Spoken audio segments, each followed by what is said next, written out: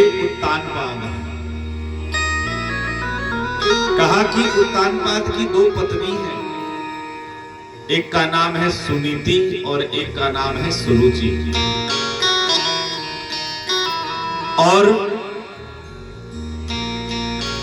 दोनों पत्नियों से एक एक पुत्र है। सुनीति से ध्रुव है और सुरुचि से उत्तम नाम का पुत्र है। दोनों पत्नी हैं, लेकिन एक दिन की बात है, छोटी पत्नी को महाराज ज्यादा मानते हैं। और देखो जितनी माताएं हैं और जहां तक आवाज जा रही है, दुनिया की सबसे दुर्भाग्यशाली स्त्री वो होती है जो शादीशुदा हो, पति हो, लेकिन पति का प्यार जिसे नहीं मिले। पति है लेकिन पति उससे प्यार नहीं करता। और जब पति ही नहीं आपको चाहेंगे तो आपको कौन मान देगा। एक दिन सुनीति का पुत्र ध्रुव, उसने देखा कि छोटा जो भाई हमारा उत्तम है, राजा महाराज के गोद में बैठ के खेल रहा है। अब उसको भी लगा कि हम भी चलें पिताजी के गोद में। और ज्यों ही पिताजी के गोद में चढ़ने के लिए, ज्यों ही पिताजी के गोद में चढ़ने के लिए तैयार हुआ, इतने में सौतेली मां ने धक्का दे दिया। धक्का दे दिया और ध्रुव जी गिर गए। और दुरुक्ति मतलब गाली देने लगी। न वत्स निरपते धृष्णम भवानारोढ़ुमर्हति न गृहीतो मया यत्तुम कुक्षावपि नृपात्मजः।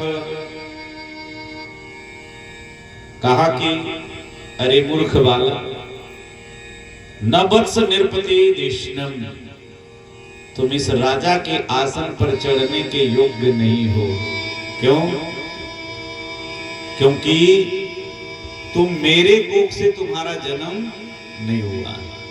यदि तुम्हें इस पर इतना ही चढ़ने का शौक है तो जाओ भगवान का भजन करो और उनसे मांगो कि मेरे पेट से तुम्हारा जन्म हो, क्योंकि तुम अभी कुछ जानते नहीं हो। ऐसा सौतेली मां ने कहा। अब देखिए, क्षत्रिय का बालक, छोटा बालक, और ध्यान रखना, घर में कभी अगर लड़ाई झगड़ा और छोटे बच्चे देखे ना तो उनकी जीवन भर वो मानसिक स्थिति खराब हो जाती है। पति पत्नी की लड़ाई, भले बच्चा 2 साल 3 साल का हो, लेकिन बचपन में कैचिंग पावर बहुत ज्यादा होता है। वो माँ बाप की लड़ाई देख करके जब बड़ा होगा ना तो उस जीवन भर वो ध्यान रखेगा। ध्यान रखना, इससे बच्चों का संस्कार खराब हो जाएगा। इसलिए आज सौतेली मां के इस दुरुक्ति को से ध्रुव जी पर बड़ा गहरा दुष्प्रभाव पड़ा। और महाराज वहां से सबसे बड़ी दिक्कत यह है कि पिता हैं, लेकिन पिता ने मना भी नहीं किया। पिता ने गोद में उठाया तक नहीं, और वो रोते हुए श्री ध्रुव जी महाराज वहां से गए। मातु सपत्न्या सदुरुक्ति विद्धम सुसन रुषा दंड हतो यथाहि।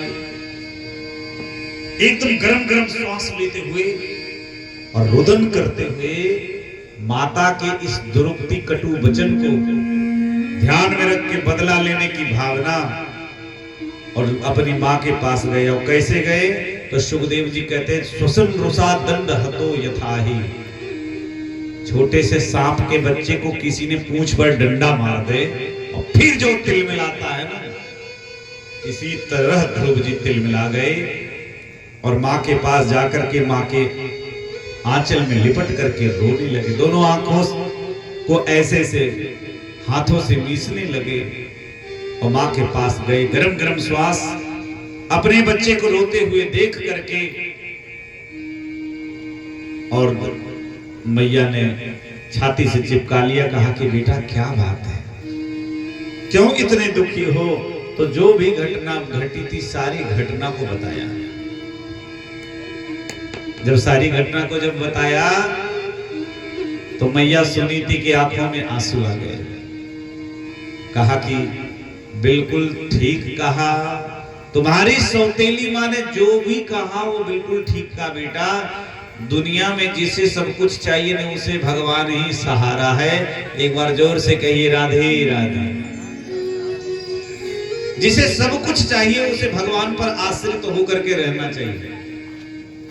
और देखिए, जो इच्छा करे हहु मन माही, हरि प्रसाद कछु दुर्लभ नाही। भगवान की कृपा से कुछ दुर्लभ नहीं रहता है। देखिए अयोध्या जाइए महाराज, दिन भर कोई ना कोई भोज भंडारा चकाचक चलता रहता। संत हैं, भजन करते रहते, क्या कमी रहती है? तो इसीलिए संतों में कोई कमी नहीं रहती, क्योंकि वो भगवान के भरोसे रहते हैं। हमें आपको भी भगवान का भरोसा करना चाहिए। श्री ध्रुव जी महाराज को मैया ने कहा कि बेटा भगवान का भजन करना उचित है। मैया ये भगवान मिलेंगे कहाँ? बोले बेटा भगवान तो तपस्या से मिलेंगे। ये तपस्या कहाँ होता है? बोले जंगल में होता है। कौन बताएंगे? बोले कोई संत बताएंगे कि कैसे तपस्या होता है। और देखिए बच्चे की उम्र 5 साल है, 6ठे साल में लगे हैं। अब उनके मन में सौतेली माँ ने तो डांट करके कहा था और अपनी माँ ने प्रेम से कहा भगवान के भजन की प्रेरणा।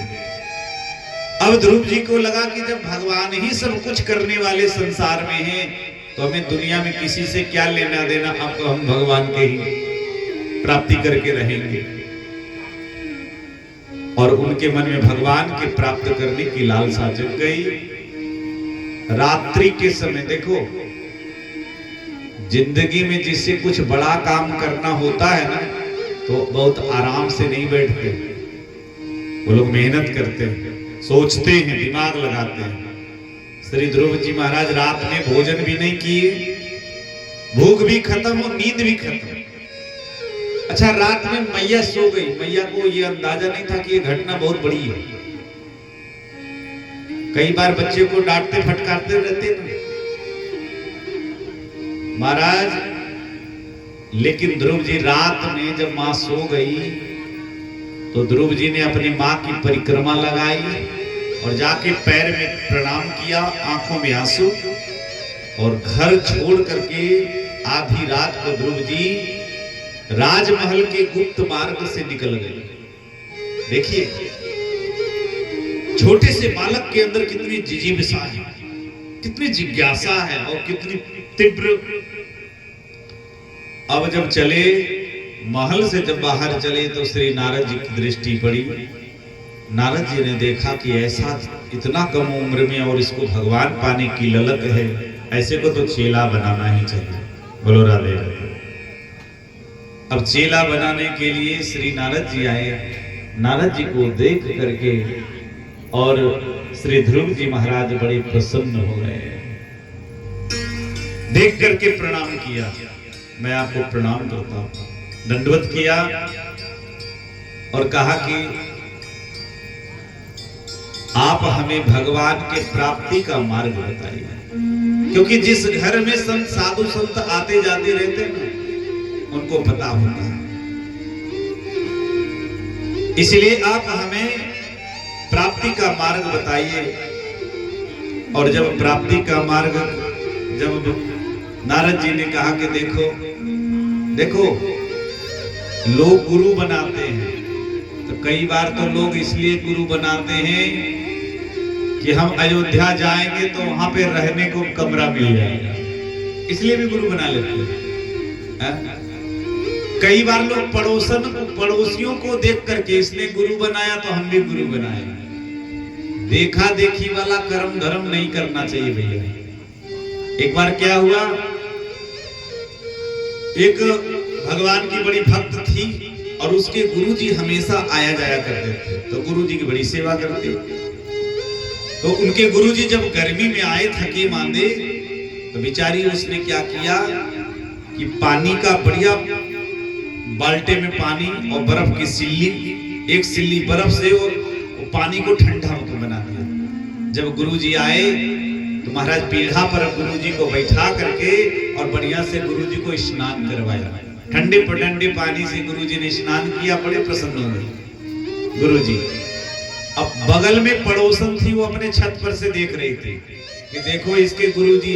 वो भी विचार करने लगे कि हम भी गुरु बनाएंगे और हम भी गुरुजी की ऐसी सेवा करेंगे कि इससे दुगनी सेवा करेंगे। अच्छी बात है, करो।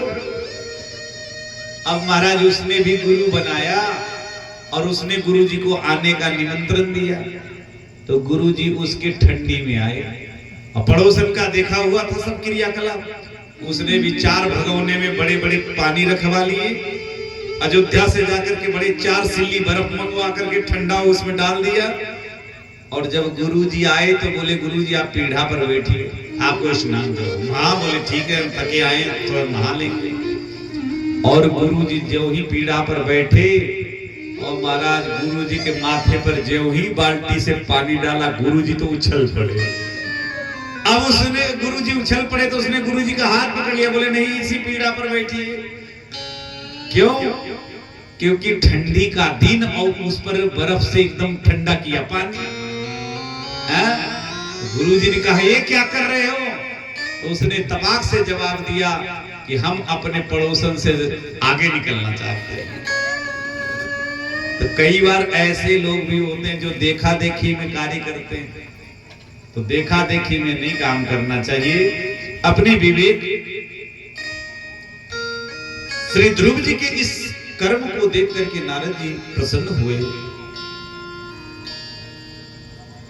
गुरु करो जान के पानी पियो छान के। जैसे कन्या का विवाह करते हैं तो हम पहले लड़का ढूंढते हैं, लड़का पसंद आया, उसका कुल खानदान तय तमन्ना हो गया तो देखो जितनी भलाई बुराई है विवाह के पहले उसके बारे में पता कर लेना चाहिए, है कि नहीं? अब शादी विवाह हो गया उसके बाद तुम उसमें दोष निकाल रहे, फिर क्या होगा? विवाह के बाद कोई दोष नहीं निकालना चाहिए। उसी तरह से गुरु है, ये सांसारिक नहीं अलौकिक रिश्ता है। गुरु बना लिया और फिर उसमें दोष का अनुसंधान करना ये उचित नहीं है। जितनी जानकारी कर दी वो सब पहले।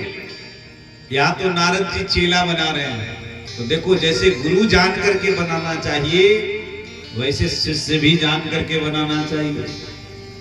हाँ, पता चले कि हम बाजार में जब कुछ खरीदने जाते हैं, घड़ा भी खरीदने जाते हैं तो पहले ठोक बजा करके देखते हैं कि कहीं इसमें छिद्र तो नहीं है। तो इसी प्रकार से शिष्य भी हो, शिष्य को भी ठोक बजा करके देख लेना चाहिए। और मेरे सज्जनों, यहाँ ध्रुव जी की परीक्षा श्री नारद जी ने ली, कई प्रकार की परीक्षा ली। ध्रुव जी से कहने लगे नारद जी कि बेटा देखो तुम आए हो भजन करने के लिए, भजन करना बहुत कठिन है। भजन भगवान का भजन करना कठिन है।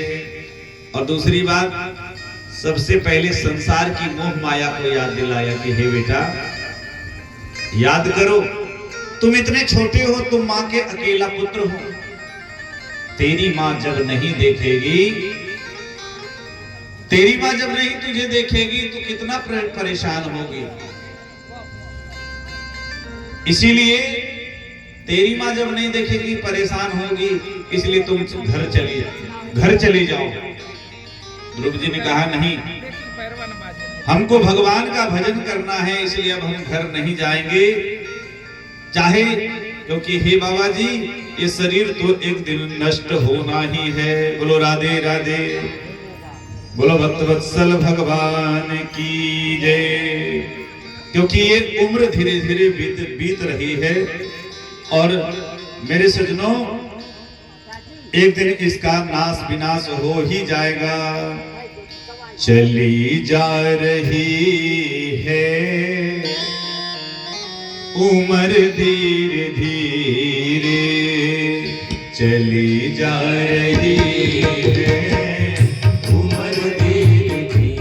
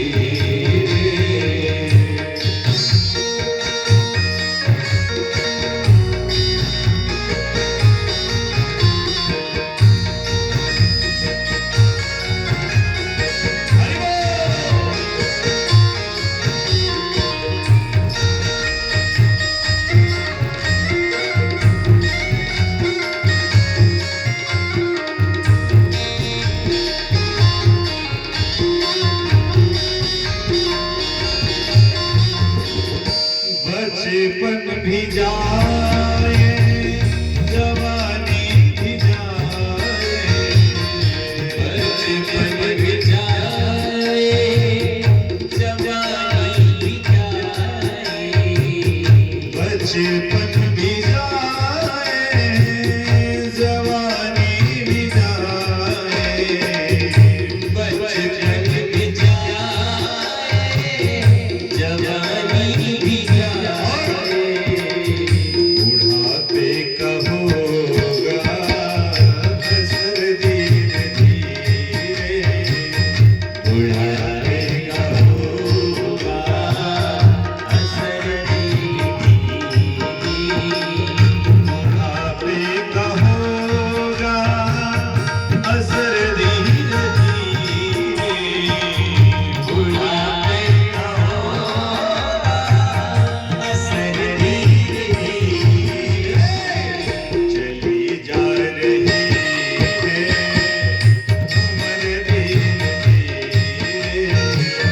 चली जा रही है उम्र धीरे धीरे।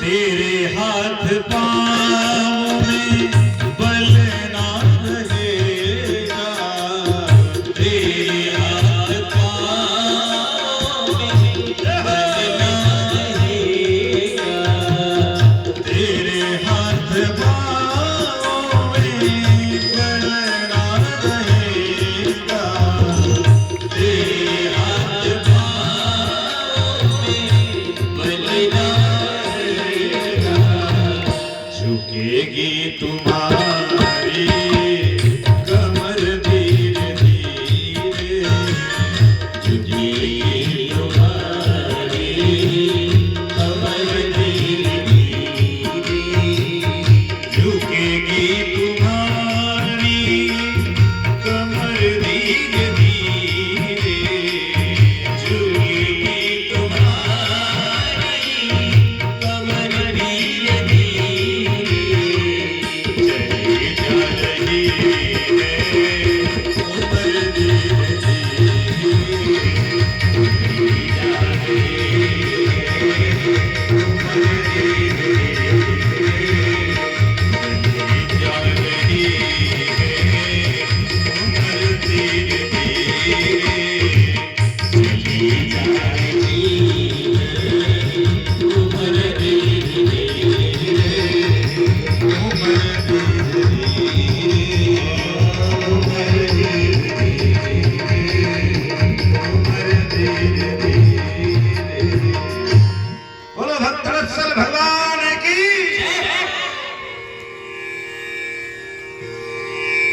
तेरे हाथ पाँव में बुढ़ापे में बल नहीं रहेगा।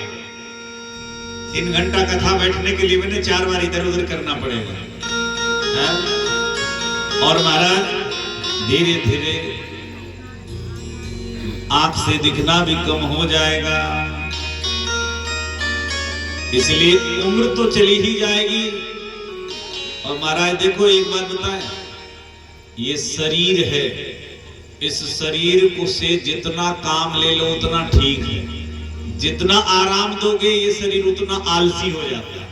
रात दिन एसी में रहो तो एकदम कोढ़ बन जाएगा, आदमी कोढ़ी की तरह बैठा रहेगा, और काम करो तो एकदम मस्त फिटिंग बनी रहेगी, हैं?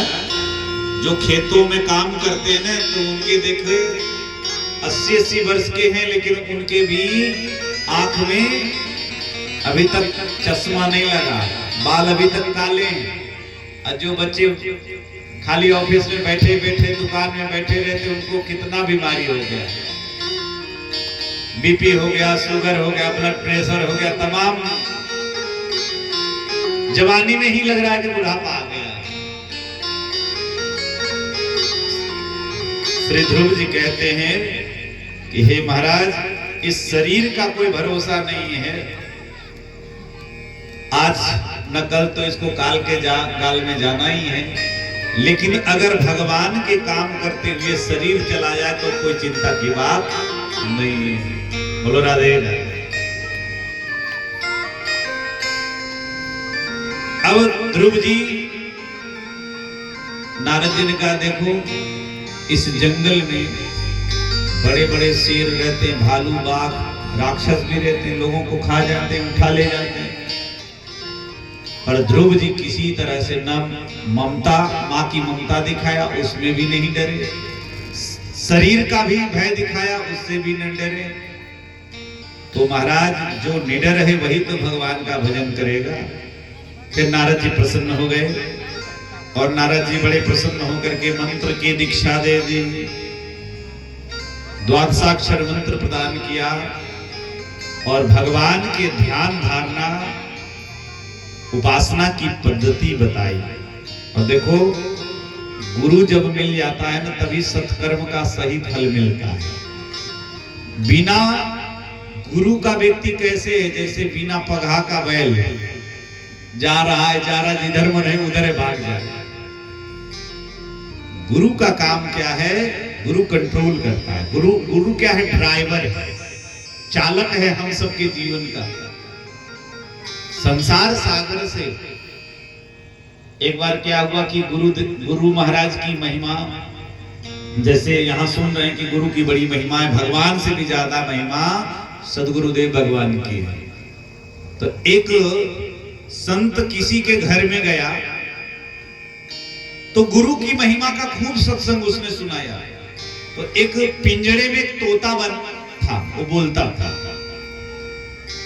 तो महाराज, जब वो संत गुरु की महिमा, उन्होंने कहा कि गुरु जी ऐसे हैं कि गुरु में वो सामर्थ्य है कि वो भव बंधन को खोल सकते हैं। बार बार उन्होंने ये बात दोहराई। और जब घर से बाहर निकले तो तोते ने कहा, जोर जोर से तोता हल्ला करने लगा, बोले झूठ झूठ झूठ झूठ। अब संत के मुख पर उसने झूठ झूठ कहा तो संत को बड़ा बुरा लगा। कहा कि हम संत की इतनी महिमा बता के आए और इतनी तोता कह रहा है झूठ झूठ। तो पूछा भाई कि वो मनुष्य जैसी भाषा बोलता था। कहा कि झूठ क्यों? कहा कि इस घर में न जाने कितने संत आए। उन्होंने गुरु की बड़ी महिमा बताई कि गुरु की कृपा होती है तो भव सागर से बंधन कट जाते हैं। अरे, मैं इतनी कथा सुनते सुनते मेरे कान पक गए कि इस पिंजरे से मैं आजाद नहीं हो पा रहा, तो मैं कैसे मानूं कि गुरु जी की महिमा सही है। उस संत ने तोते से कहा कि देखो, गुरु की महिमा में कहीं कोई कमी नहीं है, लेकिन उसको सही तरीके से समझने में कमी हो जाती है। गुरु जी ने मंत्र दे दिया और आप जाप ना करो तो फलित कैसे होगा? इसीलिए कहा कि देखो, यदि तुम मुक्त होना चाहते हो, बोले हाँ, तो कहा कि ठीक है, हम तुमको बता देते हैं। और उस संत ने उस तोते को कान में धीरे से कुछ कहा और संत वहां से चले गए। दूसरे दिन की घटना है, संत ने कान में क्या कहा? कहा कि देखो, ये दुनिया है, दुनिया में ऐसे काम नहीं चलेगा। अगर मुक्त होना चाहते हो तो कुछ करना पड़ेगा। तुम मरने का स्वांग करो। स्वांग का मतलब ढूंढ।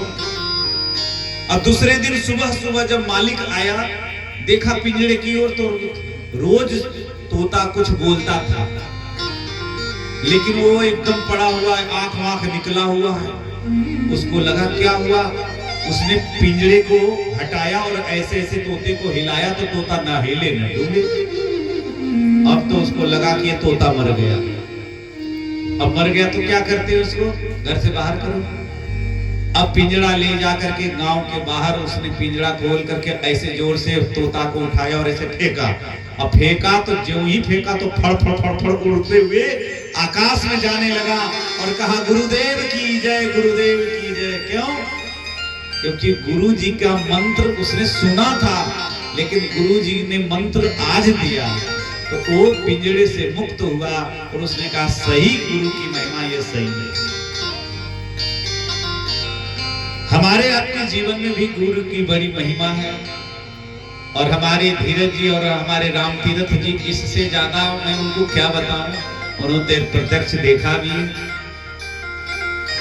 हमारे गुरुदेव भगवान के सन्निधि में रह करके और आज मैं जो कुछ भी हूं उन्हीं की वजह से हूं।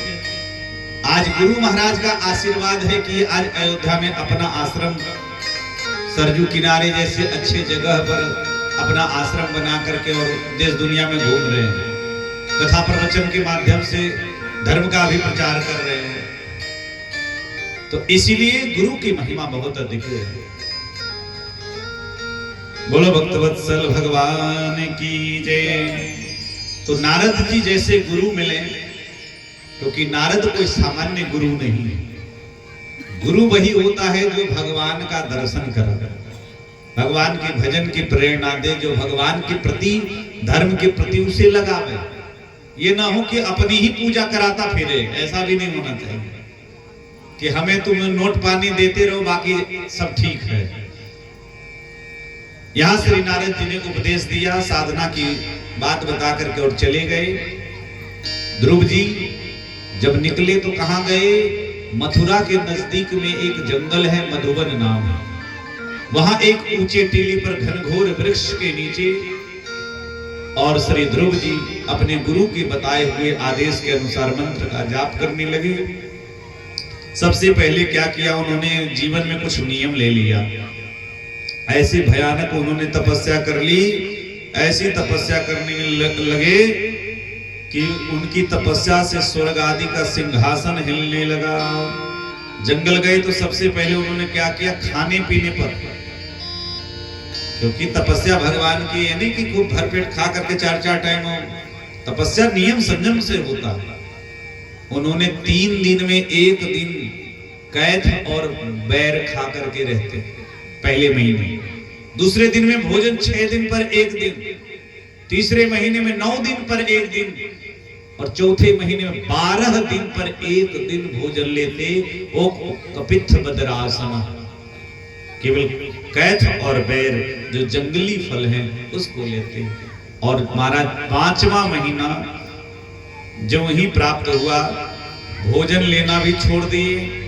अब भक्षम जल पर रहने लगे। धीरे धीरे वो जल का भी परित्याग किए, हवा पी के रहने लगे। और महाराज 5वें महीने के अंतिम समय में तो उन्होंने हवा पीना भी बंद कर लिया। विचार करिए, जितने लोग हैं 2 मिनट अपने नाक को बंद करके श्वास लेना बंद करो, देखो कैसा मजा आता है। बिना ऑक्सीजन के हम लोग 2 मिनट अगर हवा बंद हो जाए, महाराज सारा जीवन खत्म। कोरोना का जब सेकेंड बार आया था तो कितने लोग बिना ऑक्सीजन के मर गए थे। तो इसलिए ध्रुव जी महाराज ने वो श्वास लेना भी बंद कर दिया। इससे उनका तेज इतना बढ़ गया कि स्वर्ग आदि के देवताओं को घुटन होने लगी। और देवता सब भगवान नारायण के पास गए और कहने लगे, हे भगवान, नैवं विदामो भगवन प्राण रोधम चराचरस्याखिल सत्वधाम विदेहि तन्नो वृजनाद् मोक्षं प्राप्ता वयं त्वां शरणं प्रपन्नः। हे प्रभु, हम जान नहीं पा रहे हैं कि हमारे श्वास लेने में दिक्कत क्यों हो रही है। भगवान ने ध्यान करके देखा, कहा कि हम समझ गए। पृथ्वी पर एक छोटा सा भक्त मात्र 5 साल की अवस्था का है, ऐसी उत्कट तपस्या की है, उसी के कारण बोले भगवान देर हो हमारा हम लोगों के प्राण निकले इसके पहले जाके उसको संतुष्ट करिए। भगवान ने कहा देखो देवताओं, तुम लोग डरो नहीं, ऐसे भक्तों को मैं दर्शन देने नहीं, ऐसे भक्तों का मैं भी दर्शन करने जाता हूं। प्रेम से कहिए राधे राधे। ऐसे भक्त को दर्शन करके मैं भी भगवान बनता हूं, क्योंकि जब भक्त नहीं होंगे भगवान कहां होगा। जब भक्त नहीं होंगे भगवान कहां होगा। हर एक समस्या का समाधान कहां होगा। जब भक्त ही नहीं होंगे, श्री बिंदु जी लिखते हैं कि गरीबों की दुनिया है आबाद हमसे, और गरीबों से है बादशाहत तुम्हारी। न हम होते मुल्जिम न तुम होते हाकिम, तो किस घर में होती इबादत तुम्हारी। इसलिए हम भक्त हैं तो तुम भगवान हो। बोलो राधे राधे। भगवान वहां से सीधे आए और सुखदेव जी की भाषा देखिए। सुखदेव जी कहते हैं कि जब भगवान आए तो अपनी नन्हे से भक्त को देख करके भगवान इतने गदगद हुए।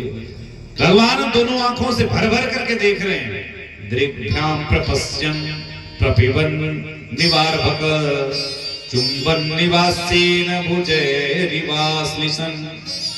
बड़ा सुंदर श्लोक है। सुखदेव जी कहते हैं कि जब भगवान ने देखा भर भर के मित्रों से, जितने लोग यहाँ बैठे हैं, एक बहुत क्यूट सा बच्चा, बच्चा तो क्यूट ही होता है,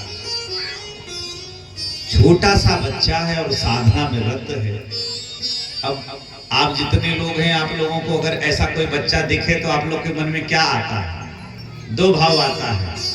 या तो बच्चे को बड़े प्यार से चुम्मी लिया जाए, यहाँ लिखा है श्लोक में कि भगवान ध्रुव जी को देख करके लग रहा है कि ध्रुव को सीने से लगा के उसका चुंबन करें।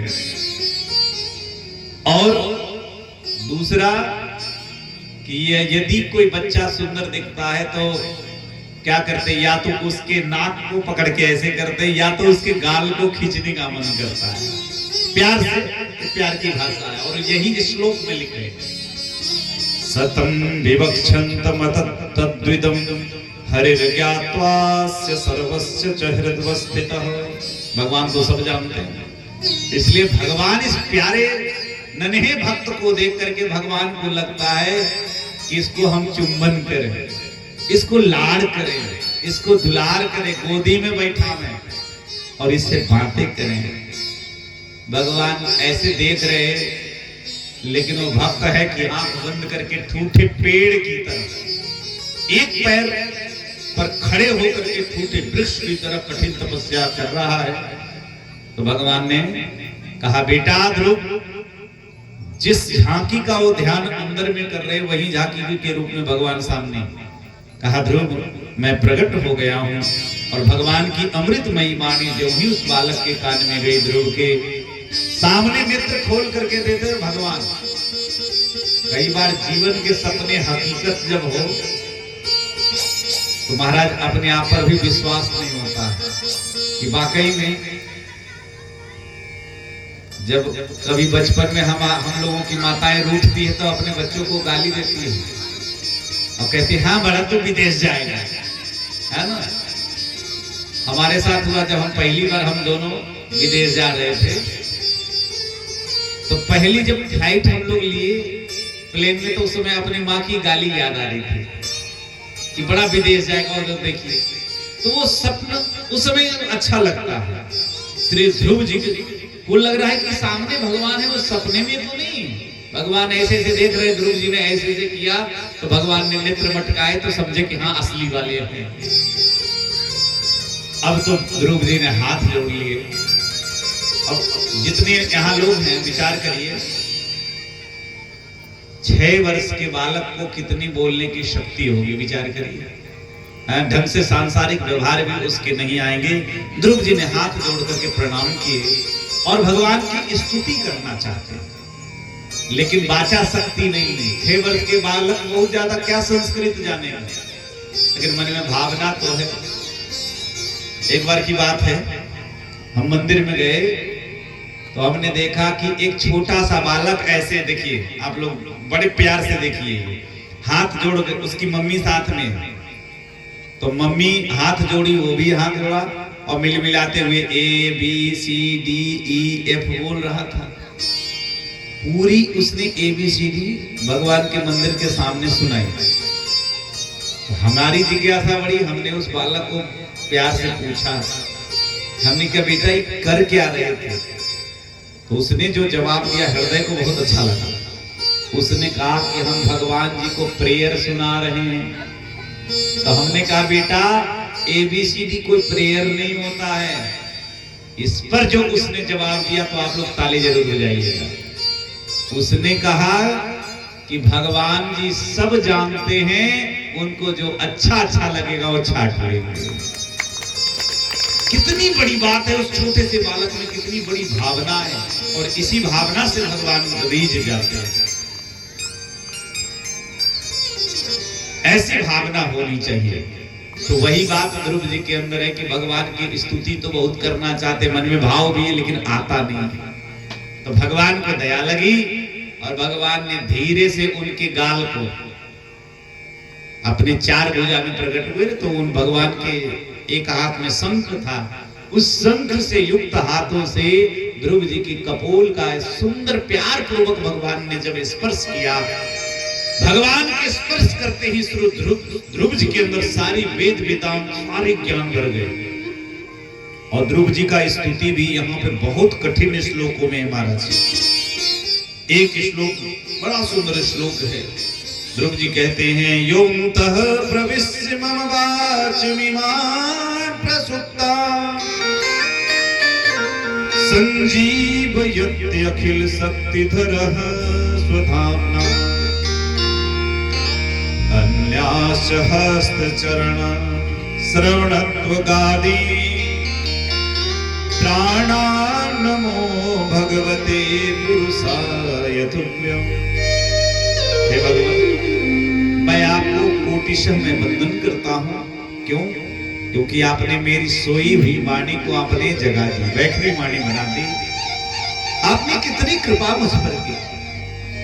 आपकी इस करुणा का मैं क्या, मेरी छोटी सी तपस्या से आप रीझ गए। मुझ में कोई ऐसा गुण नहीं है, श्री ध्रुव जी कह रहे हैं, जिसमें इतने गुण भरे वो कह रहा है। जिंदगी में किसी चीज का अभिमान मत करो। हे भगवान, मुझ में तो कोई गुण भी नहीं है, पर आप मेरे अल्प बुद्धि पर आप प्रसन्न हो गए। भगवान कहते मैं जानता हूं, वेदाहं ते व्यवसितं वृद्धि राजन्य बालकः। तेरी बुद्धि तो बहुत अच्छी है, लेकिन बेटा मैं तुझे वरदान दे रहा हूं। अब लेने देने की बात हो जाए, जो जिस काम से तुमने तपस्या की, भगवान का भजन पूजन कभी व्यर्थ नहीं जाता। प्रेम से कहिए राधे राधे। हाँ, भगवान का भजन पूजन कभी व्यर्थ नहीं जाता है। श्री भगवान ने कहा कि देखो, तुमने जो ये तपस्या की है ना, क्यों की है पता है? तेरी सौतेली माँ ने डांट दिया, इसलिए सिंहासन पाने की इच्छा से तुमने तपस्या की है। मैं वरदान देता हूं कि मैं तुझे वो दिव्य लोक प्रदान कर रहा हूं जो तेरे बाप दादों ने देखा नहीं होगा। ऐसा आशीर्वाद प्रदान दिया। जोर जोर से ध्रुव जी महाराज रोने लगे। क्यों? क्योंकि पता है भगवान से हमें क्या चीज मांगना चाहिए। संसार में उपलब्ध वस्तु यदि हम भगवान से मांग लिए तो हमसे बड़ा अज्ञानी कोई हो नहीं सकता। गाड़ी घोड़ा धन दौलत संपत्ति शादी विवाह पढ़ाई लिखाई ये भगवान से मांगे, ये तो दुनिया में आप मेहनत करोगे तो मिल जाएगा। लेकिन भक्ति मुक्ति ये जो संसार में उपलब्ध है वो भगवान से ना मांगना, अलौकिक चीज चाहिए। भगवान ने लोक तो दे दिया, लेकिन भगवान ने ये नहीं कहा कि मेरी भक्ति तुझे मिले, ये नहीं। ध्रुव जी बड़े दुखी हुए, भगवान ने सांत्वना दी, कहा बेटा जाओ, अब तुम अपने घर जाओ, तेरे माता पिता तेरा इंतजार कर रहे हैं, तुम जाओ। भगवान वहां से अंतर ध्यान हो गए। और देखिए आप जितने लोग हैं, मैं बताऊं, एक होता है धर्म, एक होता है विशेष धर्म। जैसे माता पिता की सेवा करना ये एकदम सामान्य धर्म है। दुनिया में कोई भी पैदा हुआ तो उसके लिए धर्म बन जाता है कि वो अपनी माता पिता की सेवा करे। लेकिन पूरे देश की सेवा के लिए यदि माता पिता को छोड़ना पड़े तो महाराज उससे ज्यादा श्रेष्ठ ये धर्म है, इसे विशेष धर्म कहते हैं। इसमें माता पिता को छोड़ने का दोष नहीं लगता कि आपने माता पिता की सेवा नहीं की, पूरे देश की सेवा कर रहे हैं, धर्म सनातन धर्म को आगे बढ़ा रहे हैं, इसे विशेष धर्म कहते हैं। अब देखिए ध्रुव जी जब लौटने की तैयारी की, नारद जी से उनके माता पिता को समाचार मिला। उनके पिता उत्तानपाद बड़े प्रसन्न हो गए और उन्होंने अपने बेटे के आगमन के लिए धूमधाम से बैंड बाजा बुलाया, हाथी घोड़े, ढेर सारे गायकों को बुला लिया, पूरे नगर के लोगों को बुला लिया और बालक को आगवानी करने के लिए चले। जब ध्रुव को देखा महाराज, देखते ही ध्रुव को सारे लोग प्रसन्न हो गए और दौड़ कर करके अपने पुत्र ध्रुव को गले से लगा लिया, पिता ने छाती से चिपका लिया। बोलो भक्तवत्सल भगवान की। और देखो भक्ति का करंट है, श्री ध्रुव जी के अंदर की जो चेतनता है वो उत्तानपाद में भी आई और उत्तानपाद को भी अच्छा लगा। और ध्रुव जी ने सबसे पहले, दोनों माताएं खड़ी है सामने, लेकिन ध्रुव जी ने जाकर के अपनी सौतेली मां को पहले प्रणाम किया। बोलो राधे राधे। जैसे भगवान प्रभु श्री राम जब 14 वर्ष वनवास काट करके अयोध्या जब आए पुष्पक विमान से, तो सबसे पहले प्रणाम तीनों माताओं में कैकेयी को किया, उनके भवन में गए, क्योंकि कैकेयी रात दिन अपने आप को अपराधिनी मानती थी कि मेरे कारण ही अयोध्या वासी सब गाली देते थे। पर भगवान ने कहा मैया यदि आप न होती तो आज राम राम नहीं होता। बोलो राधे राधे। देखो जिंदगी में कई घटनाएं जीवन में बहुत बढ़िया बन करके भी आ जाती है जब आप सकारात्मक रूप से लो। कई यदि बन न भेजती तो राम जी जैसे जितने और राजा हुए अयोध्या के उतना ही उनका नाम होता, लेकिन उन्होंने दुनिया में जाकर के सब लोगों को एकत्रित किया, हर वर्ग के लोग, हर समाज के लोगों को राम जी ने आदर दिया, इसलिए राम को पूरी दुनिया मानती है। दुनिया का सबसे बड़ा मुस्लिम देश, सबसे ज्यादा जहां की आबादी मुस्लिम आबादी है, उसका नाम है इंडोनेशिया। और आज भी इंडोनेशिया जैसे जगहों में हमारे प्रभु राम की जय जयकार, वहां के नोट में गणेश जी, विचार करिए, पूरी दुनिया के लोग प्रभु राम को मानते हैं। क्यों? इसलिए भगवान ऐसा क्या काम किया मैंने तेरा। ठाकुर जी की थोड़ी भजन कर लो, भक्ति कर लो, भगवान बहुत दे देते।